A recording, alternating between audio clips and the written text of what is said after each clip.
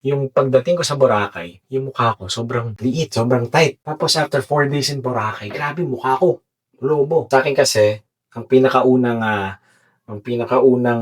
lumalaki, tumataba, nagbo-bloom yung face. So baka gano'n din kayo. Alam niyo kaagad na parang, "Teka, may mali akong kinain, ah." Kasi yung mukha yung lumolobo, 'di ba? So gano'n yung nangyari. Tapos, yun sabi ko, "Gano'n pala yung effect," 'di ba? Yung iba pang mga ano is fried chicken, for example. Fried chicken, natural naman yan, eh, manok yan, eh.